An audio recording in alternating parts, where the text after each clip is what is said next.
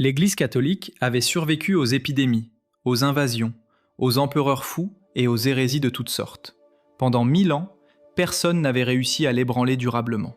Et puis, un matin de juillet 1415, dans une petite ville au bord d'un lac suisse, des prêtres ont brûlé vif un professeur d'université. Un seul homme, avec son chapeau de carton sur la tête et ses prières sur les lèvres. Ce qu'il ne savait pas, c'est qu'en allumant ce bûcher-là, il venait de déclencher 20 ans de guerre. 5 croisades. Des armées de chevaliers en fuite devant des paysans armés de fléaux. La première paix de religion de l'histoire européenne. Et la graine d'une réforme qui, un siècle plus tard, allait déchirer définitivement la chrétienté. Pourquoi le concile le plus important du XVe siècle, convoqué précisément pour réconcilier l'Europe, a-t-il produit exactement l'effet inverse? Pourquoi la mort d'un seul homme a-t-elle mis en marche une révolution que l'Empire et la papauté réunis n'ont pas pu arrêter? Et que nous dit cette histoire? Cette histoire vieille de 6 siècles, sur ce qui arrive quand le pouvoir confond la vérité avec l'obéissance. C'est ce que nous allons explorer aujourd'hui. L'histoire de Jan Hus, du Concile de Constance et des guerres hussites. La première révolution religieuse et sociale de l'histoire européenne. Avant de plonger dans cette histoire, abonnez-vous à la chaîne et appuyez sur le bouton j'aime. Chaque semaine, nous explorons ces récits qui ont changé le cours du monde. Et vous ne voudrez pas en manquer un seul. Dites-nous en commentaire, de quelle ville venez-vous? Quelle heure est-il chez vous? Ces petits gestes nous aident énormément. Retournons maintenant en Bohême, à l'aube du XVe siècle. Prague, vers l'an 1400. Une ville nichée dans la boucle d'une rivière au cœur du continent, l'une des plus grandes d'Europe. Ses tours gothiques percent la brume matinale. Son université, la première fondée à l'est du Rhin, attire des étudiants de toute la chrétienté. Sous le règne de Charles IV, Prague avait été le cœur battant du Saint-Empire romain germanique. La Quod Zéro, disait-on. Une ville où l'on parlait tchèque, allemand, latin et hébreu dans la même rue commerçante. Mais derrière cette façade dorée, quelque chose se craquelait. Le problème venait de partout à la fois. D'abord, l'Église. Non pas l'Église abstraite des théologiens, mais l'Église concrète, quotidienne, celle que les gens voyaient tous les jours. Et cette Église-là, en Bohême comme partout en Europe, était devenue quelque chose d'à peine reconnaissable. Les évêques vivaient dans des palais, les abbés chassaient à cheval. Les prêtres de campagne, ceux qui auraient dû guider les âmes des pauvres, vendaient les sacrements au prix du marché. Vous voulez enterrer votre mère? Payez. Vous voulez confesser vos péchés? Payez. Le baptême de votre enfant? Payez. La communion, la bénédiction, les prières pour les morts? Payez, payez, payez. Jan Hus lui-même a laissé une description de cette réalité qui transperce les siècles.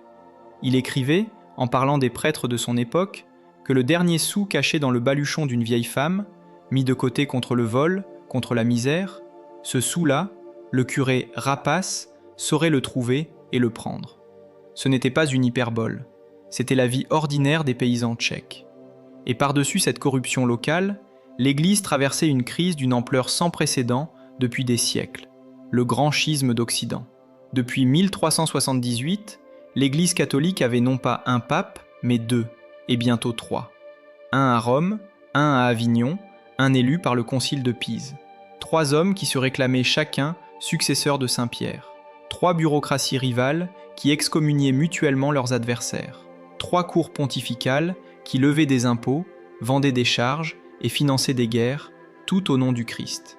Pour un croyant ordinaire, c'était une catastrophe spirituelle. Si le pape est le représentant de Dieu sur terre, qu'arrive-t-il quand il y en a 3 qui se détestent? Lequel obéir? Lequel croire? Et si l'institution la plus sacrée de la chrétienté était capable de se diviser ainsi, que valait-elle vraiment? La tension sociale ajoutait sa propre combustion. En Bohême, les lignes de fracture épousaient aussi les frontières ethniques. Les postes d'autorité à l'université de Prague, les sièges épiscopaux, les charges administratives, tout cela était massivement tenu par des Allemands, dans une région où la plupart des habitants étaient tchèques. La langue dominante dans les institutions était l'allemand, non pas le tchèque. Les paysans qui travaillaient les terres autour de Prague ne se retrouvaient pas dans les prêches en latin ou en allemand. Ils vivaient dans leur langue, pensaient dans leur langue, et personne ne leur parlait dans leur langue. C'est dans ce contexte explosif qu'un enfant est né dans un village de la Bohême du Sud. Il s'appelait simplement Jeanne, Jean en français, du nom de son village natal, Housinek. Et son histoire commence, comme les meilleures histoires, dans la pauvreté absolue. Housinec, vers 1370. Un village de paysans, de terres travaillées à la main, de maisons basses aux toits de chaume. Jeanne décrit lui-même son enfance dans ses écrits. Une masure en clayonnage, des branches entrelacées, enduites de boue, avec un toit qui fuyait et un sol de terre battue sur lequel dormait toute la famille avec les animaux. Son père était probablement fermier ou journalier. Sa mère était croyante. Elle lui a appris à lire avec la Bible tchèque. Ce détail est capital. La Bible en tchèque, pas en latin, dans sa propre langue, celle qu'il entendait au marché, dans les champs, dans les conversations ordinaires. Dès l'enfance, Jan Hus a eu accès aux textes sacrés sans intermédiaire, sans traduction cléricale, sans filtre institutionnel. Il pouvait lire lui-même ce que Jésus avait dit, et ce qu'il lisait ne ressemblait pas toujours à ce que l'Église faisait. Sa mère l'avait convaincu de tenter sa chance à l'université. Il fallait pour cela se rendre à Prague, à des jours de marche de Housinec. Il y avait là une université fondée par l'empereur Charles IV, internationale, brillante. Pour payer ses études, Jan chantait dans les chœurs des églises. C'était une façon courante pour les enfants pauvres de gagner leur nourriture et leur logement. Il avait du talent pour les textes, pour la disputatio, pour l'argumentation en règle.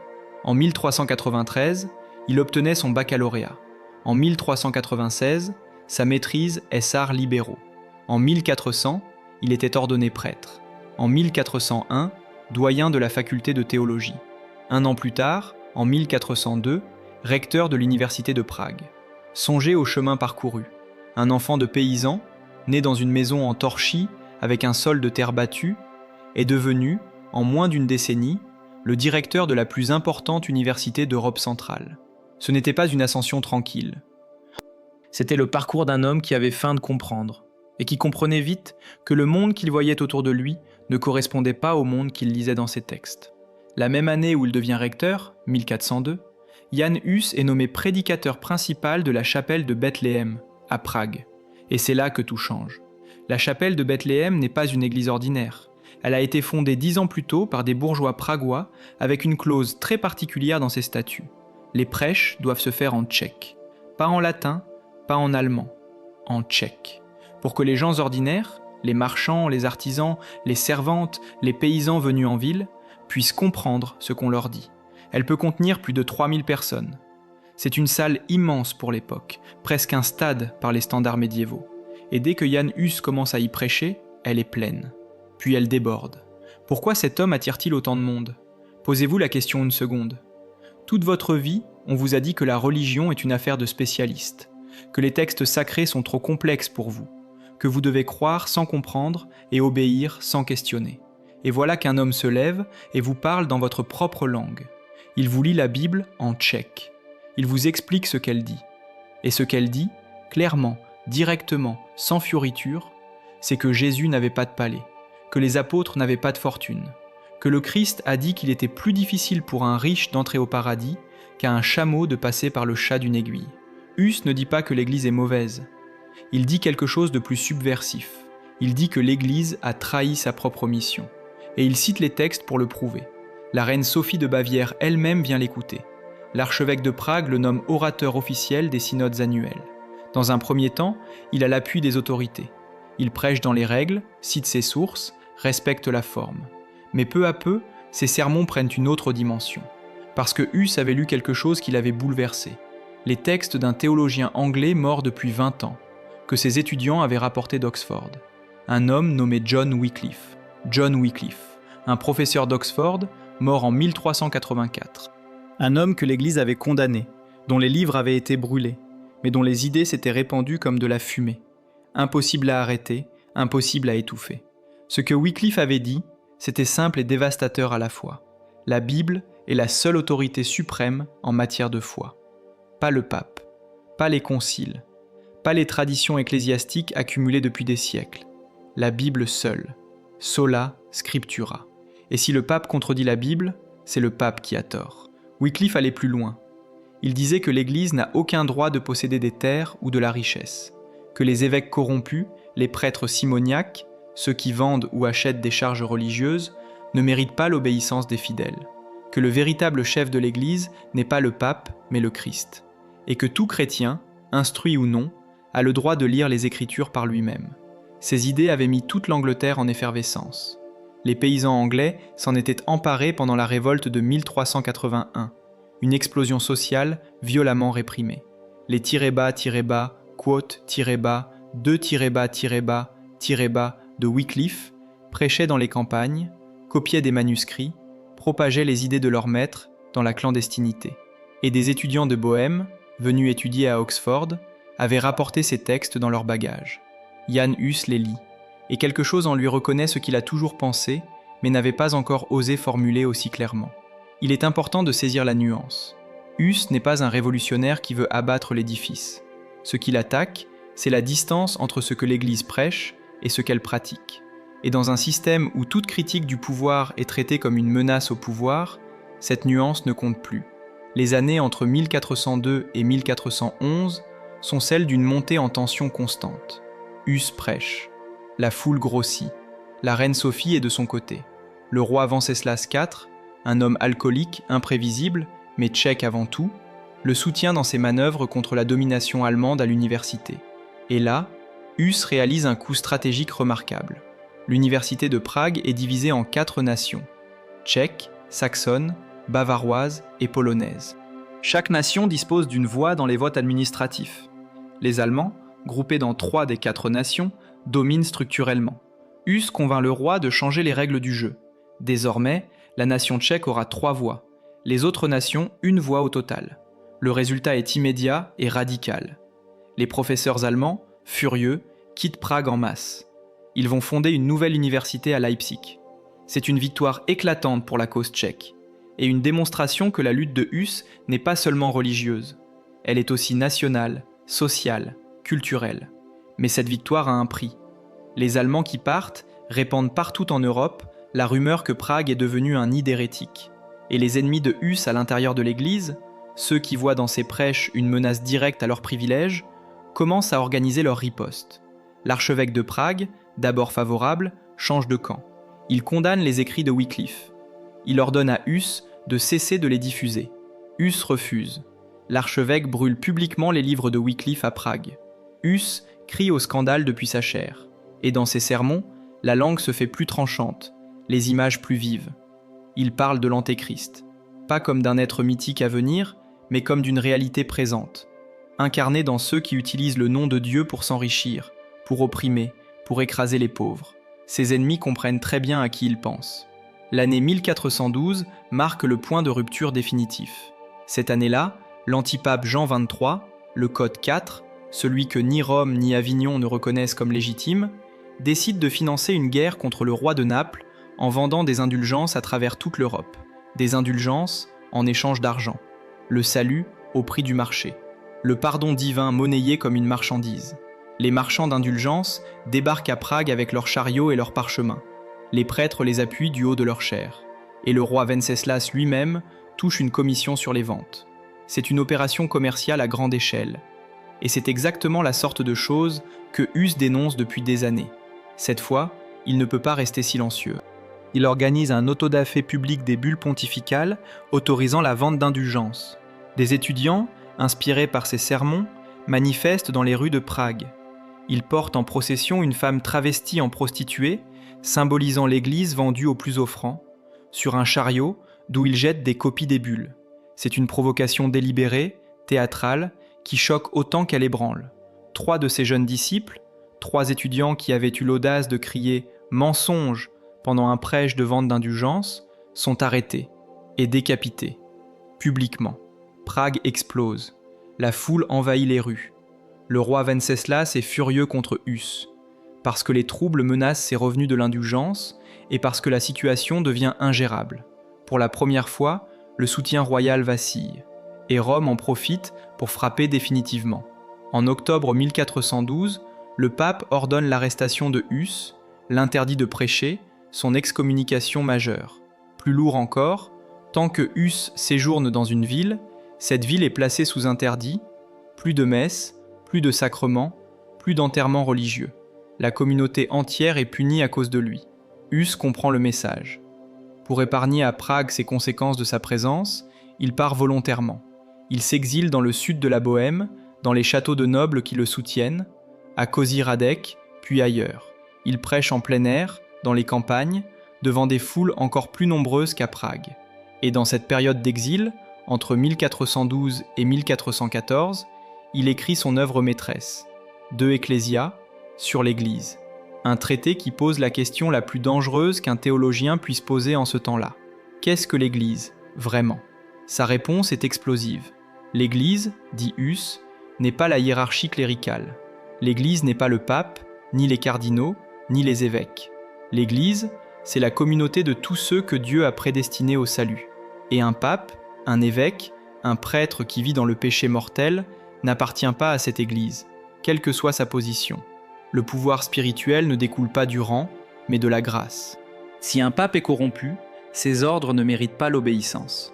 Cette phrase seule est une révolution théologique, parce qu'elle retire à l'institution son immunité fondamentale. Elle dit qu'il existe des circonstances où un chrétien ordinaire peut, doit, refuser d'obéir à son supérieur ecclésiastique.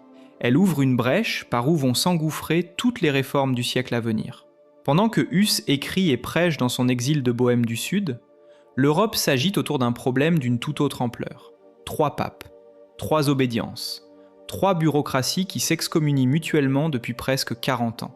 Le scandale est tellement énorme, tellement destructeur pour la crédibilité de l'Église, que quelque chose doit être fait. L'homme qui décide d'agir s'appelle Sigismond de Luxembourg, roi de Hongrie, roi de Bohême en titre, bien que le trône soit officiellement tenu par son frère alcoolique Venceslas, et, depuis peu, roi des Romains, c'est-à-dire héritier désigné de l'Empire. Sigismond est un homme ambitieux, pragmatique, calculateur. Il veut être couronné empereur. Et pour être couronné empereur, il lui faut un pape. Un seul pape, légitime, reconnu par tous. Il convoque donc un concile œcuménique. La ville choisie est Constance, en Allemagne du Sud, au bord d'un lac entre la Forêt-Noire et les Alpes suisses. Une ville ordinaire, d'environ 5000 habitants. Un bourg tranquille avec sa cathédrale, ses marchés, ses auberges. À partir de novembre 1414, cette ville ordinaire va accueillir 60 000 personnes. Princes, cardinaux, évêques, abbés, théologiens, juristes, ambassadeurs, secrétaires, serviteurs, marchands, prostituées, artistes, curieux. Toute l'élite de la chrétienté latine débarque dans cette bourgade au bord du lac et la transforme en la capitale provisoire de l'Europe. C'est l'événement diplomatique et religieux du siècle, peut-être de plusieurs siècles. Le programme est immense. Mettre fin au schisme, réformer l'Église et accessoirement régler le cas Jan Hus. C'est là que l'intrigue prend son tournant le plus sombre. Sigismond envoie un message à Jan Hus. Il l'invite à venir à Constance pour défendre ses positions devant l'assemblée du concile. Ce sera une chance unique de plaider sa cause devant les plus grandes autorités de la chrétienté. Et pour garantir sa sécurité, Sigismond lui accorde un sauf-conduit impérial, un document officiel qui lui assure la protection personnelle de l'empereur pour le voyage aller et retour. Les amis de Huss le supplient de ne pas partir. Certains pleurent en lui tenant la main. L'un d'eux lui dit, les yeux humides, et Huss les écoute. Et il part quand même. Pourquoi ? Pas par naïveté. Huss n'est pas naïf. Il a fait son testament avant de partir. Il a rédigé des lettres d'adieu. Il sait ce qu'il risque. Mais il croit, dans le fond de lui-même, que la vérité, sa vérité, celle qu'il a construite avec les Écritures, avec la raison, avec des années de pensée, que cette vérité peut se défendre dans un débat public, face aux meilleurs théologiens de l'époque. Il croit au dialogue. Il croit que si on lui laisse la parole, il peut convaincre. Il croit que même ses adversaires, s'ils écoutent vraiment, comprendront. C'est peut-être là son seul vrai aveuglement. Il part le 11 octobre 1414. Il arrive à Constance le 3 novembre. Et 4 jours après son arrivée, un bulletin est affiché sur les portes de toutes les églises de la ville. Il annonce que Michal de Nemetki-Brod sera l'opposant officiel de Huss __8_ dans les débats à venir. Huss n'est pas encore jugé, il n'a pas encore comparu, mais il est déjà désigné comme hérétique. Le verdict précède le procès. Pendant les premières semaines, il est laissé relativement libre de ses mouvements dans la ville. Il s'installe chez un particulier, écrit des lettres, reçoit des visiteurs. Mais le 30 novembre, cédant aux pressions de ceux qui l'accusent et craignant qu'il ne s'enfuit, le concile ordonne son arrestation. On vient le chercher chez lui, poliment mais fermement. Il est conduit dans le monastère dominicain de la ville. Puis, quelques semaines plus tard, dans les cachots du château de Gottlieben, sur les bords du Rhin. Le sauf-conduit impérial? Il ne s'applique pas aux hérétiques. Telle est la position juridique du Concile. Les engagements pris envers un hérétique ne lient pas celui qui les a pris. Sigismond proteste mollement, puis se tait. Jan Hus est seul, dans une cellule humide, en Europe centrale, en hiver, avec des maux de tête qui ne le quittent plus, des douleurs d'estomac, les séquelles d'une prison qui ne chauffait guère. Mais il écrit des lettres à ses amis de Prague, à ses fidèles de Bethléem, à ses protecteurs nobles. Des lettres censurées, lues et parfois retenues, mais suffisamment nombreuses pour traverser les siècles. Dans ces lettres, on découvre un homme qui n'a pas peur, qui a peur pour les autres, pour ce que sa mort pourrait déclencher, mais qui n'a pas peur de mourir pour ce qu'il croit.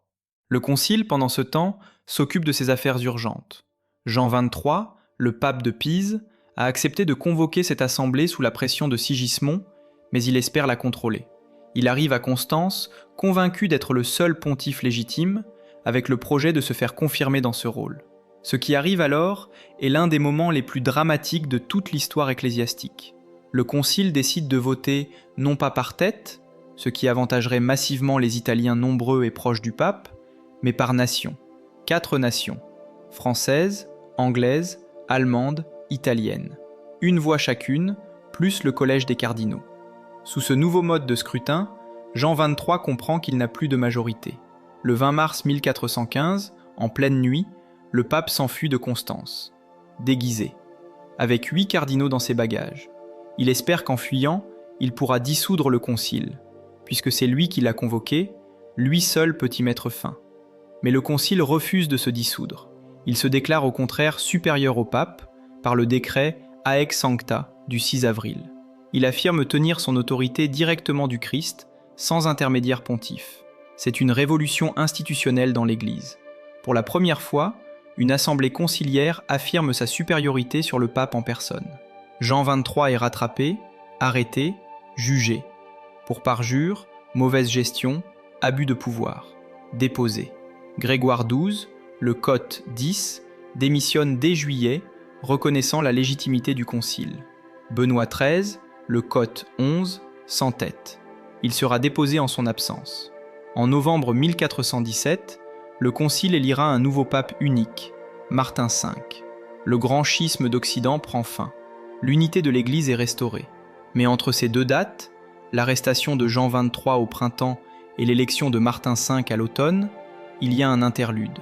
Et dans cet interlude, le concile règle le cas Hus, comme pour consolider sa propre autorité, comme pour prouver qu'il est le gardien de l'orthodoxie, comme pour montrer que l'unité retrouvée de l'Église ne fera aucune concession à ceux qui la contestent. Le procès de Jan Hus s'ouvre le 5 juin 1415 dans la cathédrale de Constance. La scène est saisissante. Des centaines de prélats, de princes, de théologiens assis en rangées serrées. L'encens de la grand-messe précédente flotte encore dans l'air. L'empereur Sigismond est sur son trône. Et au centre de tout cela, sur un tabouret de bois surélevé, se trouve un homme seul. Jan Hus a 46 ans environ. Il est maigre après des mois de prison. Il n'a pas retrouvé toute sa santé. Devant lui, une table chargée de livres et de papiers, ses écrits, ses traités, ses sermons, rassemblés et annotés par ses accusateurs. Les lectures commencent. On lui lit des extraits de ses textes. On lui demande s'il les reconnaît. Il répond « oui ». On lui dit que ces extraits contiennent des erreurs hérétiques. Il demande qu'on lui montre en quoi ils contredisent les Écritures. L'assemblée murmure, s'impatiente, rit parfois. Chaque fois qu'il tente d'expliquer sa pensée, il est interrompu. Chaque fois qu'il cite un passage biblique pour appuyer son raisonnement, on passe à l'accusation suivante. Le cardinal Pierre d'Ailly, l'un des plus brillants théologiens de l'époque, est parmi ses censeurs. Jean de Gerson, chancelier de l'Université de Paris, également. Des hommes intelligents, cultivés, sincèrement préoccupés de la santé de l'Église, et qui voient dans Hus une menace à l'unité qu'ils viennent d'achever de reconstituer.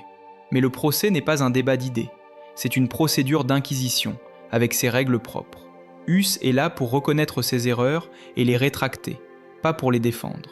Le concile n'est pas là pour entendre une plaidoirie, mais pour prononcer une sentence. 39 propositions extraites de ses écrits lui sont soumises. 26 tirés de De Ecclesia, 7 d'un traité contre l'un de ses adversaires, 6 autres encore. Il les commente une à une. Sur certaines, il dit qu'elles ne reflètent pas sa pensée telle qu'extraite de leur contexte. Sur d'autres, il maintient ses positions et demande qu'on lui démontre par les Écritures en quoi elles sont fausses. La sentence est connue d'avance. Il ne s'agit pas de savoir si Huss sera condamné, il sera condamné. Il s'agit de savoir s'il se rétractera ou non. Tout un mois s'écoule ainsi. Des délégations viennent dans sa cellule le supplier d'abjurer. Des nobles tchèques, venus à Constance pour soutenir leurs compatriotes, lui demandent de trouver une formule qui lui permette de sauver la mise. Même l'empereur Sigismond, par l'intermédiaire de ses ambassadeurs, lui fait dire qu'il n'a aucun intérêt à mourir pour des questions de formulation. Huss répond avec une constance qui force le respect, même chez ses ennemis. Il écrit depuis sa cellule « Je suis prêt à m'humilier de toutes les manières qui ne blessent pas la vérité et ma conscience. Parmi les articles que je dois abjurer, beaucoup n'ont jamais été acceptés par moi, et je ne puis, sans mentir à ma conscience, me reconnaître coupable d'erreurs que je n'ai pas commises. D'autres me paraissent vraies, et je les soutiendrai tant qu'on ne m'aura pas démontré leur fausseté par l'écriture. Je ne veux pas scandaliser le peuple que j'ai conduit dans la vérité et compromettre le salut de mon âme. Ce texte est d'une clarté absolue. Huss ne refuse pas de se tromper. Il refuse de prétendre qu'il se trompe s'il ne croit pas se tromper. Ce n'est pas de l'obstination, c'est une question d'intégrité fondamentale. Et dans un procès d'inquisition, cette intégrité-là ressemble exactement à de l'obstination.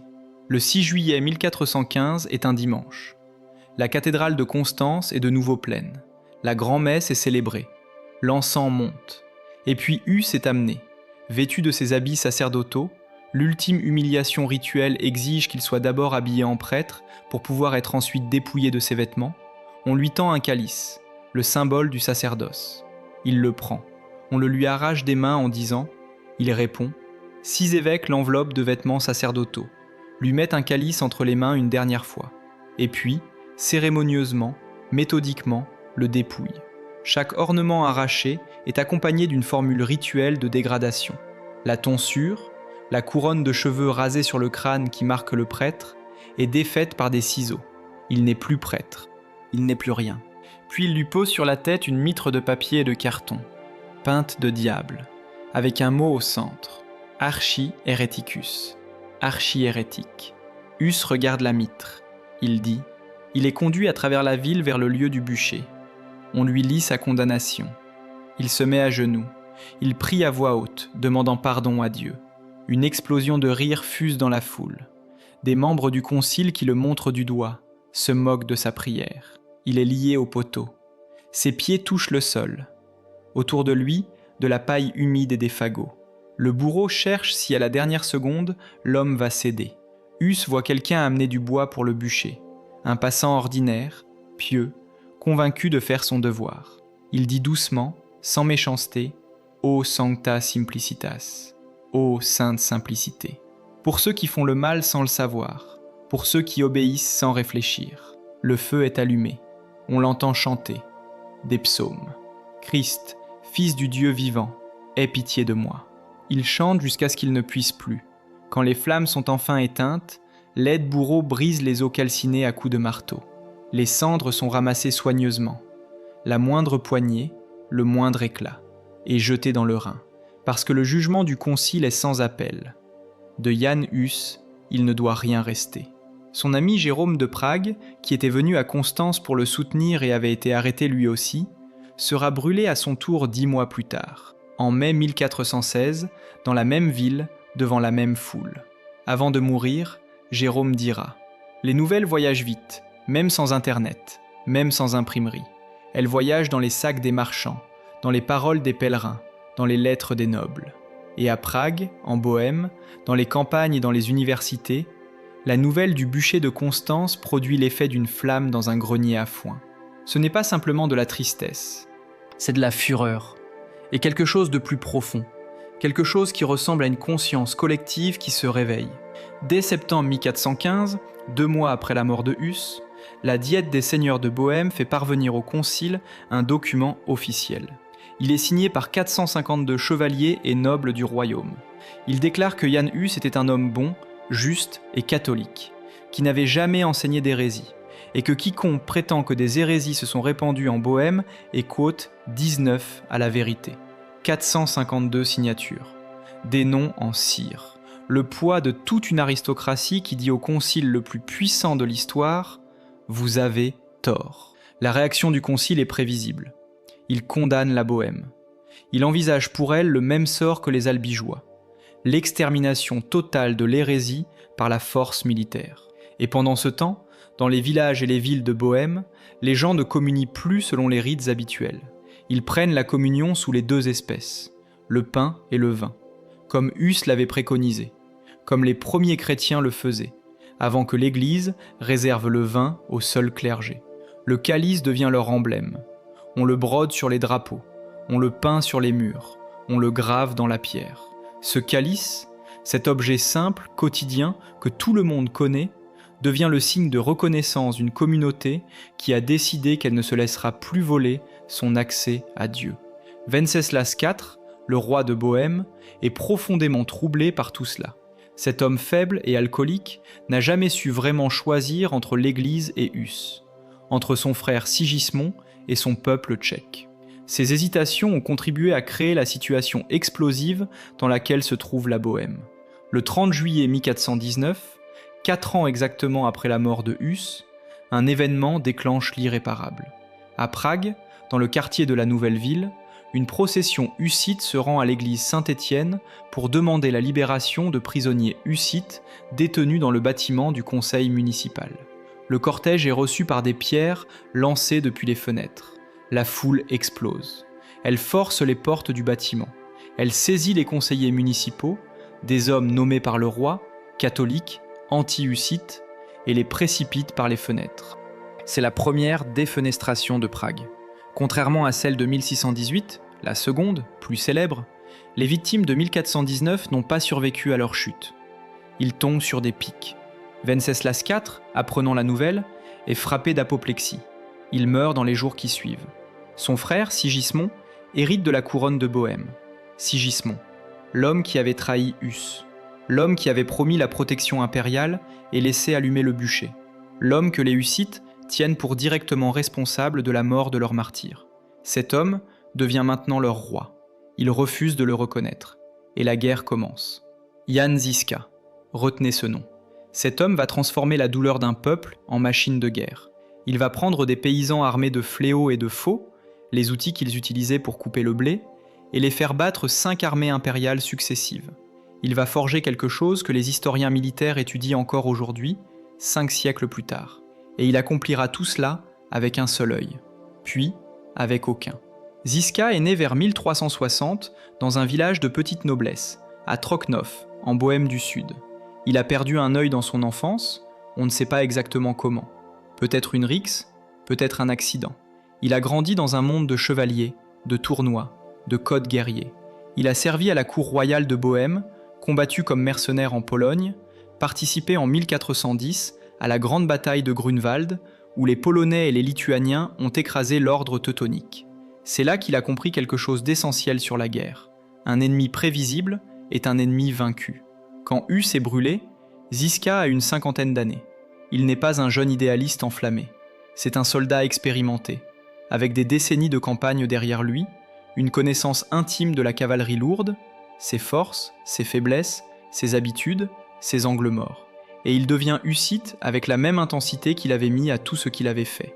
La mort de Jan Hus, pour Žižka, n'est pas une tragédie abstraite. C'est une trahison personnelle et une déclaration de guerre. Mais avant que la guerre éclate vraiment, il faut comprendre dans quel état est la Bohême après la mort de Venceslas, au dernier été 1419. Deux forces s'affrontent au sein même du mouvement hussite, et cette division interne sera à la fois sa force et sa faiblesse pendant 20 ans. D'un côté, les utraquistes, parfois appelés calixtins, du mot latin pour calice. Ce sont les hussites modérés, des bourgeois, des universitaires, des nobles de rang moyen, des prêtres réformés. Ils veulent la communion sous les deux espèces, la libre prédication, un clergé moins corrompu. Ils veulent une réforme de l'Église, pas sa destruction. Ils restent attachés aux structures, à la hiérarchie, à l'idée d'une réconciliation possible avec Rome. De l'autre, les taborites. Et là, c'est une autre histoire. Les Taborites sont nés de quelque chose de plus radical, de plus brûlant. Après la mort de Huss, des milliers de paysans et d'artisans pauvres ont commencé à se rassembler sur des collines, en procession, pour prier et écouter des prêches en plein air. Ces rassemblements avaient quelque chose de primitif, de biblique. Les foules rappelaient celles qui avaient suivi Jésus dans les déserts. Et parmi les prédicateurs qui les animaient, certains allaient beaucoup plus loin que Huss. Ils annonçaient la fin des temps. Ils disaient que le Christ reviendrait bientôt, que l'Église corrompue serait détruite, que l'ordre social injuste s'effondrerait, que les riches seraient égaux aux pauvres et les pauvres aux rois. Ces idées, millénaristes, communautaires, révolutionnaires dans leurs fondements, électrisaient les gens qui n'avaient rien à perdre. En 1420, les Taborites les plus déterminés rasent la ville de Sezimovo-Ousti et construisent sur une colline voisine une ville nouvelle. Ils l'appellent Tabor, du nom du mont Tabor de la Bible, la montagne de la transfiguration. C'est une communauté fondée sur l'égalité absolue, le partage des biens, la discipline militaire et la foi ardente. Pas de propriété privée, pas de hiérarchie sociale, pas de compromis avec Rome. C'est là que Žižka rejoint les Hussites. Et c'est là qu'il commence à construire quelque chose d'extraordinaire. Voici la situation militaire à laquelle Žižka fait face au printemps 1420. L'Église catholique, soutenue par Sigismond et le pape Martin V, vient de proclamer la première croisade contre les hérétiques de Bohême. Une immense armée se rassemble.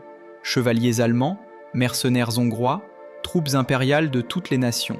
Des dizaines de milliers de guerriers professionnels, en armure complète, sur des chevaux de guerre entraînés depuis l'enfance.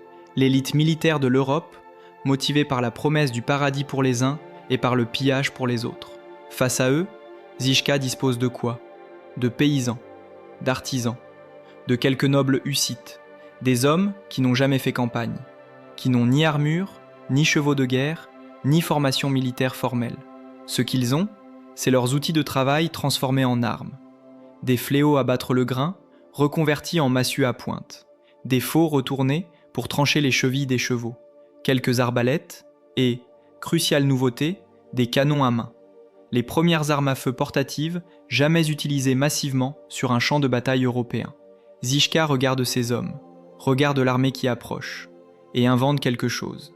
Il prend les chariots agricoles de la région, ces lourdes charrettes à 4 roues que les paysans utilisent pour transporter les récoltes. Il les fait renforcer. Planches épaisses sur les côtés, inclinées vers l'extérieur pour dévier les coups. Des meurtrières découpées dans les parois pour laisser passer les arbalètes et les canons à main. Des crochets montés sur de longues perches pour désarçonner les cavaliers qui s'approcheraient. Sous chaque chariot, une planche pendue par des cordes pour empêcher l'ennemi de se glisser dessous. Ces chariots, enchaînés les uns aux autres roue contre roue, forment une enceinte mobile, un fort qui peut se déplacer sur la route en colonne et se refermer en quelques minutes, en carré ou en cercle, sur le terrain de bataille. Les Tchèques l'appellent Vozova Radba, le rempart de chariots. Les Allemands, Wagenburg, le fort de chariots. Mettez-vous dans la tête d'un chevalier en armure qui charge. Il y a quelques minutes, il avait devant lui une colonne de paysans en marche. Et maintenant, il fait face à une forteresse. Des murs de bois épais, impénétrables pour sa lance. Des meurtrières d'où sortent des traits d'arbalète et des détonations de poudre. Des chevaux qui tombent, des compagnons qui s'effondrent. Pas d'ennemis visibles à frapper. Pas de cavaliers à renverser d'un coup d'épée. Juste des murs de bois qui tuent. Le premier acte du théâtre de la guerre hussite a lieu au printemps 1420. Žižka, avec une poignée de chariots et quelques centaines d'hommes, repousse une première attaque royaliste dans les marécages desséchés d'un étang vidé. La cavalerie ennemie s'embourbe dans la boue. Les arbalétriers hussites les cueillent au sol, dans leurs armures trop lourdes pour courir. Cette bataille, à Sudomière, n'est qu'un escarmouche. Mais elle établit le principe. Et ce principe va changer la face de la guerre médiévale. Juillet 1420. La première grande croisade anti-hussite arrive devant Prague. L'armée de Sigismond est immense. Certains chroniqueurs parlent de dizaines de milliers de soldats. Une armée si vaste qu'elle entoure la ville de toutes parts. Žižka dispose d'environ 10 000 hommes. La disproportion est écrasante. Sigismond établit son quartier général sur une colline qui domine la vallée de la Vltava, la colline de Vitkov. Et c'est là que Žižka choisit de se battre. La colline de Vitkov est étroite. À son sommet, une vieille ferme fortifiée à la hâte avec des palissades en bois. quelques centaines de défenseurs. En bas, la cavalerie impériale, une masse de métal et de chair qui se met en mouvement. Ce que Žižka a compris, c'est que la largeur d'un front de bataille est une variable qu'on peut contrôler. Sur cette colline étroite, la cavalerie de Sigismond ne peut pas déployer son avantage numérique. Elle ne peut charger que par petits groupes, un par un, entonnoir après entonnoir. Et pour chaque cavalier qui monte, une douzaine de défenseurs peut répondre. L'assaut impérial dure des heures. Il brise sur les palissades hussites comme une vague sur un rocher.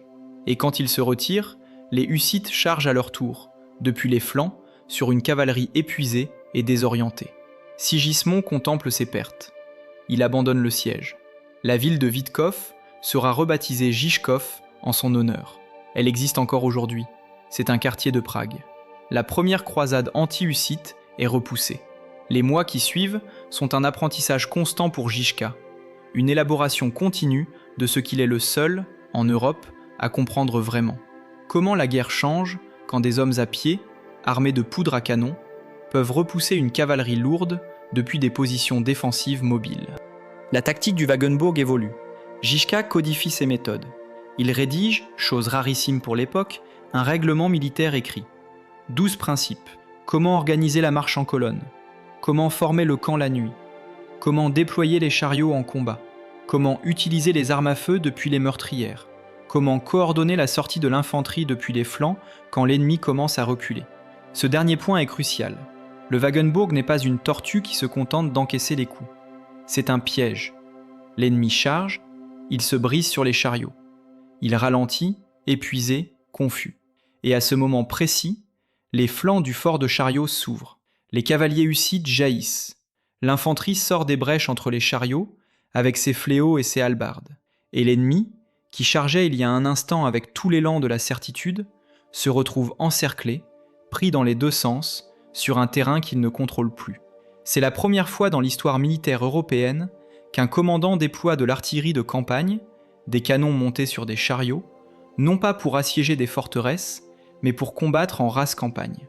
Les historiens militaires du XXe siècle ont vu dans les chariots hussites une préfiguration directe du char d'assaut. Žižka a inventé le concept de la puissance de feu mobile 5 siècles avant que l'acier et l'essence le rendent possible en métal. Pendant ce temps, Žižka perd le second œil. En 1422, lors du siège d'un château, un fragment de bois, certains disent une flèche, d'autres un éclat de bois, lui perfore l'œil qui lui restait. Il devient totalement aveugle. Un commandant militaire totalement aveugle, au XVe siècle, dans le feu des guerres hussites. Vous pourriez penser que sa carrière s'arrête là. Vous vous trompez. Žižka ne s'arrête pas. Il adapte. Il développe une mémoire topographique d'une précision extraordinaire. Avant chaque bataille, il fait reconnaître le terrain de manière obsessionnelle. Il veut savoir chaque colline, chaque creux, chaque chemin, chaque marécage. Il commande depuis le son, depuis les rapports que lui font ses officiers en temps réel, depuis une compréhension du terrain si profonde qu'il n'a plus besoin de le voir pour le visualiser. Ses soldats l'appellent simplement le père. Il chante en marchant, des chants hussites, des hymnes guerriers que Žižka lui-même a contribué à composer. Les croisés qui les entendent témoignent de l'effet que ces chants produisent. Ce n'est pas simplement du bruit, c'est une manifestation de foi, d'unité, de certitude absolue dans la cause. Les armées ennemies, qui avaient déjà peur du Wagenburg et de ses canons, avaient aussi peur de ses voix, qui approchaient dans la brume du matin.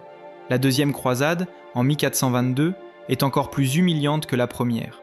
Sigismond prend la ville de Kutná-Hora, une ville riche, l'une des plus importantes de Bohême, avec ses mines d'argent qui avaient longtemps financé la couronne. Il la tient quelques jours, puis Žižka revient. La contre-offensive est si violente, si précise, si irrésistible, que Sigismond perd plus d'une dizaine de milliers de soldats dans une série de batailles entre Kutná-Hora et la ville de Německý Brod. C'est une catastrophe militaire pour l'Empire. Žižka meurt en octobre 1424. De la peste, pas à la guerre. C'est l'une des rares batailles de sa vie qu'il n'a pas remportée. Il est invaincu. Pas une seule défaite en 4 ans de commandement des armées hussites. Pas une. Ses taborites, dans un geste de deuil et de défi mêlés, se rebaptisent Khodvin. Ils continueront à se battre sous ce nom, parce que le père est mort, mais pas la cause. Son successeur s'appelle Procope le Grand. Procope Oli en tchèque. Cette fois, un prêtre devenu général. Procope a la même rigueur que Žižka, la même maîtrise du Wagenburg, la même capacité à transformer des paysans en soldats redoutables. Et il ajoute quelque chose de nouveau, l'offensive. Jusqu'alors, les Hussites s'étaient principalement défendus, repousser les croisades, protéger leur territoire.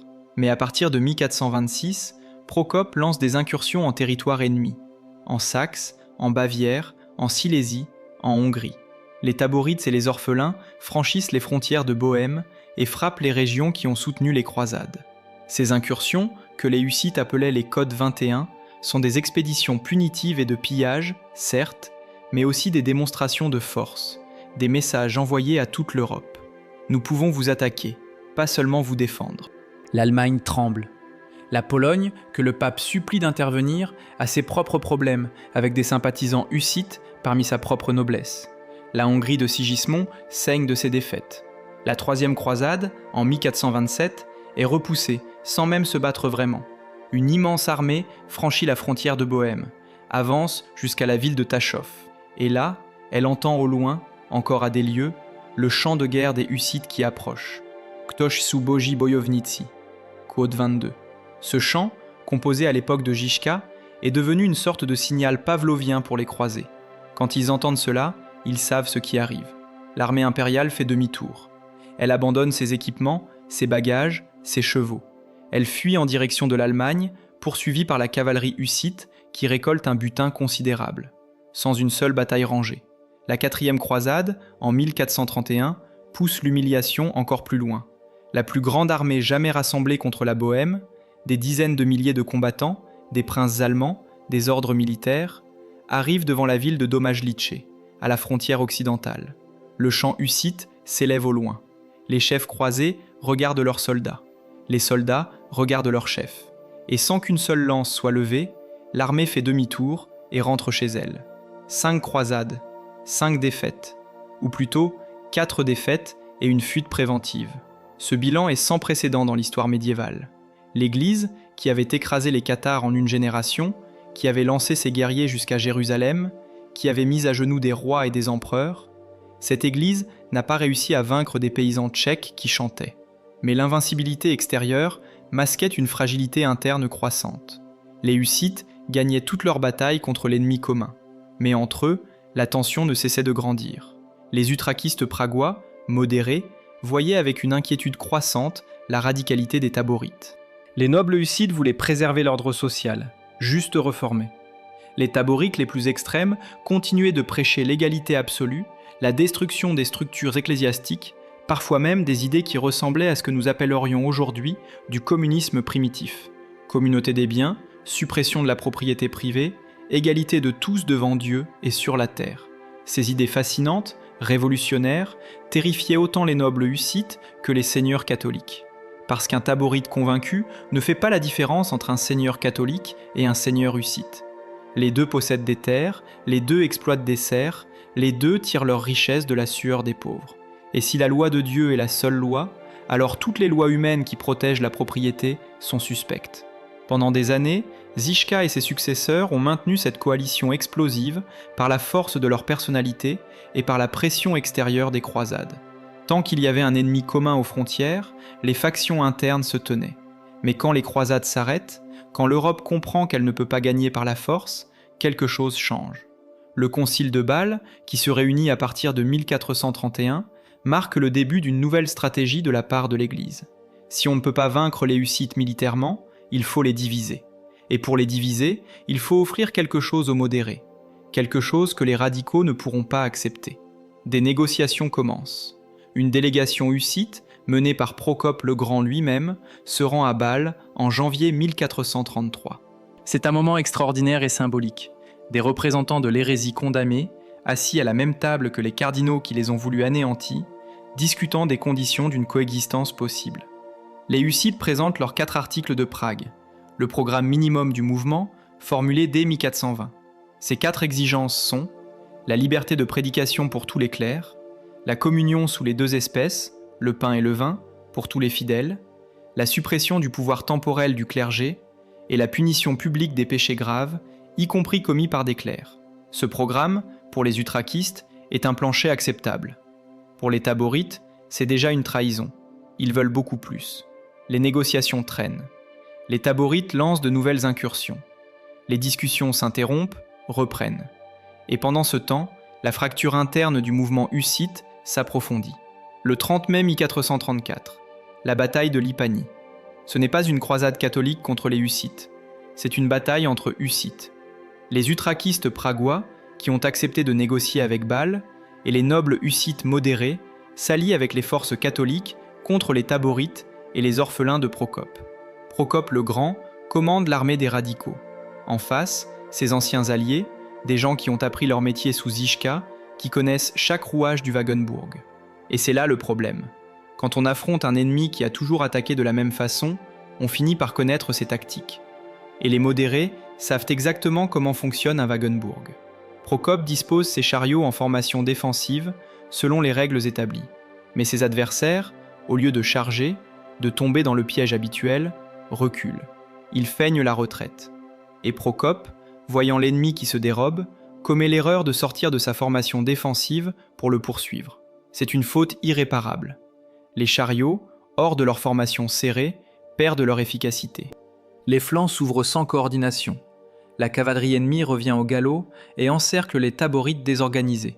La bataille tourne rapidement au massacre. Procope le Grand est tué sur le champ de bataille. Les taborites sont écrasés. Les orphelins se rendent ou fuient. Ce jour-là, la révolution hussite ne se termine pas. Mais sa phase la plus radicale prend fin. Les rêves d'égalité absolue, de communauté des biens, de sacerdoce universel s'éteignent dans les champs de Lipani. Ce qui survivra sera plus modeste, plus pragmatique, plus acceptable pour les puissants.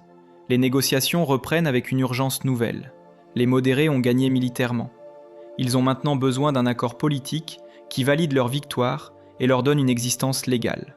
En 1436, à Jihlava, une ville à la frontière entre la Bohême et la Moravie, symboliquement ni dans le camp de l'un ni de l'autre, les compactata sont signés. C'est un document d'une importance immense, beaucoup plus grande que sa discrétion ne le laisserait supposer. Bien moins célèbre que les grandes paix de religion du XVIe siècle, l'édit de Nantes, la paix d'Augsbourg, il les précède de près d'un siècle, et il établit pour la première fois dans l'histoire européenne un principe révolutionnaire. Deux versions différentes du christianisme peuvent coexister légalement sur le même territoire. L'Église catholique reconnaît aux utraquistes le droit de communier sous les deux espèces. Elle reconnaît leurs prêtres. Elle les réintègre dans la communion catholique. Non pas comme hérétiques pardonnés, mais comme chrétiens légitimes pratiquant une forme autorisée du christianisme. La libre prédication est reconnue. Le clergé hussite, encadré, est légitimé. En échange, Sigismond est enfin reconnu comme roi légitime de Bohême. Il entre dans Prague en août 1436. Il mourra la même année, peu après, trop tard pour profiter de ce qu'il a mis 20 ans à obtenir. Un historien contemporain résume ce moment avec une formule saisissante. Les compactata de 1436 sont la première paix de religion de l'histoire européenne. Et ils représentent quelque chose que Jan Hus n'avait pas obtenu et ne pouvait pas obtenir de son vivant. La reconnaissance officielle que l'Église peut se tromper, que la contestation peut avoir raison, que la résistance peut aboutir. L'histoire de Jan Hus ne s'arrête pas en 1436. Elle traverse les frontières, change de langue, change de siècle. En Allemagne, dans les années 1510, un moine augustin du nom de Martin Luther découvre les écrits de Jan Hus. Luther est alors étudiant en théologie à Erfurt. Il lit les sermons de Hus sur les indulgences. Et il raconte lui-même, des années plus tard, ce qu'il a ressenti. Une reconnaissance immédiate. La certitude que cet homme, mort 100 ans avant lui, avait déjà pensé ce qu'il était en train de penser. Luther écrit que, en lisant Hus, il avait trouvé --bas, quote --bas, 23-bas. Mais qu'à l'époque, le nom de Hus était encore tellement maudit qu'il n'avait pas osé en parler avec éloge. En 1519, lors du célèbre débat de Leipzig qui oppose Luther au théologien Johann Eck, quelque chose de remarquable se produit. Eck pousse Luther dans ses retranchements, l'oblige à définir sa position sur le concile de Constance. Luther répond que le concile de Constance avait commis une erreur en condamnant Jan Hus, que certaines des propositions condamnées de Hus étaient, en réalité, chrétiennes et évangéliques. Scandale, stupeur, Luther vient d'affirmer que le concile s'est trompé, que l'autorité conciliaire n'est pas infaillible. C'est exactement ce que Huss avait dit, et c'est précisément pour cela qu'il avait brûlé. Plus tard, Luther publiera une préface à une réédition des œuvres de Huss. Il écrira qu'en les lisant, il avait compris qu'il était lui-même hussite sans le savoir, et que l'Église avait condamné la vérité évangélique pure un siècle avant lui. Mais l'héritage de Huss est plus compliqué et plus fascinant qu'une simple ligne directe vers Luther. En Bohême et en Moravie, le hussitisme continue sa propre trajectoire. Un siècle après l'Hippanie, plus des 2/3 de la population des terres tchèques est hussite, dans un sens ou dans l'autre. Certains restent utraquistes, attachés à leur forme particulière de catholicisme réformé, d'autres rejoignent l'Unité des Frères, une communauté fondée par des héritiers de la tradition hussite qui va donner naissance aux frères moraves, encore existants aujourd'hui. Et quand la réforme luthérienne arrive en Bohême au XVIe siècle, elle trouve un terrain extraordinairement préparé. Des communautés qui savent déjà ce que signifie contester Rome, prêcher en langue vernaculaire, lire la Bible par soi-même. La Confession de Bohême de 1575, un texte qui tente d'unifier tous les protestants tchèques, est directement inspirée de la tradition hussite. Elle précède de plusieurs décennies l'équivalent dans la plupart des autres pays européens. Ce n'est qu'en 1620, à la bataille de la Montagne Blanche, que cette longue histoire protestante de la Bohême s'interrompt. Les armées des Habsbourg catholiques écrasent la révolte des États bohémiens. Les chefs hussites et protestants sont exécutés ou exilés.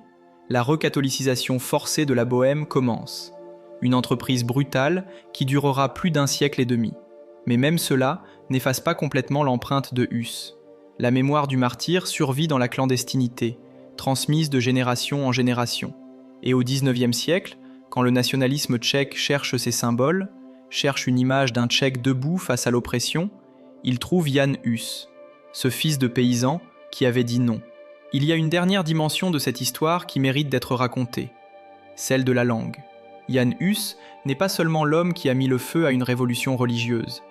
Il est aussi, et de manière tout aussi durable, celui qui a transformé la langue tchèque. Hus a systématisé l'orthographe tchèque. Il a inventé les signes diacritiques, ses petits accents et ses a tchèques, ce petit signe en forme de crochet renversé, pour permettre à l'écriture de rendre fidèlement les sons de la langue parlée.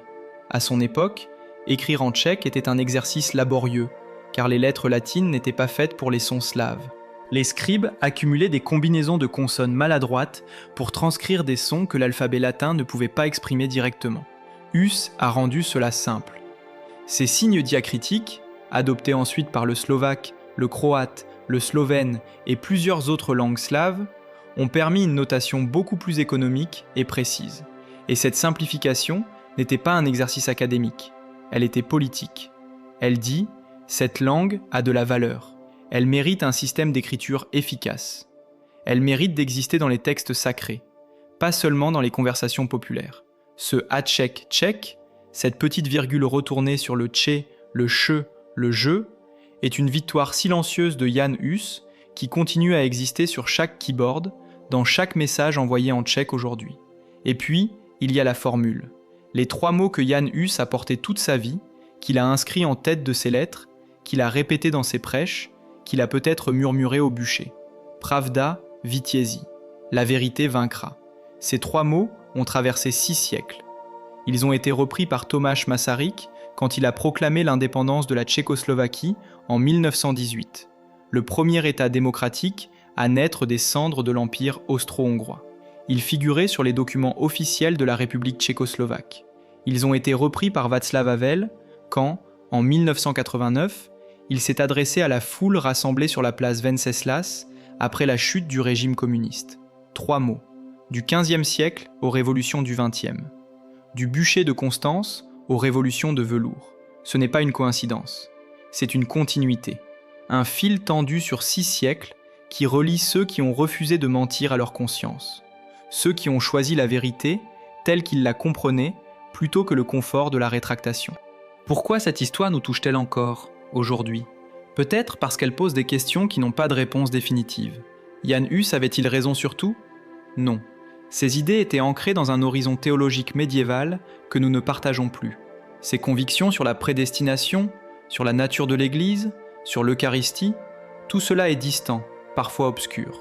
Mais la structure de son histoire, Un homme seul qui dit à une institution toute puissante « Vous avez tort, et je peux le prouver, et je ne prétendrai pas le contraire même si vous me tuez », cette structure-là, elle est universelle. Elle se répète dans l'histoire avec une régularité troublante. Et chaque fois qu'elle se répète, les mêmes questions reviennent. Comment les institutions répondent-elles à la critique sincère? En écoutant, en s'améliorant, en intégrant le dissident, ou en l'écrasant, convaincu que la survie de l'institution vaut plus que la vérité? Et l'idée de Jan Hus donne une réponse très claire sur ce qui arrive quand une institution choisit d'écraser plutôt qu'écouter. Elle produit exactement ce qu'elle voulait éviter. Elle crée des martyrs. Des martyrs créent des mouvements créent des révolutions. Et les révolutions finissent par démolir les institutions que la peur avait voulu protéger. Le concile de Constance avait brûlé Hus pour sauver l'Église. Et par cet acte, il avait allumé la mèche de la réforme protestante. Un siècle plus tard, un moine allemand clouait des thèses sur une porte d'église à Wittenberg. Et cette fois, il n'y avait plus personne pour éteindre le feu. Le 6 juillet est jour férié en République tchèque. Chaque année, ce jour-là, l'église hussite célèbre une messe à la chapelle de Bethléem, là où Jan Hus prêchait il y a plus de 6 siècles. Les autorités politiques déposent une gerbe au pied de l'immense statue de bronze qui se dresse au centre de la vieille ville de Prague.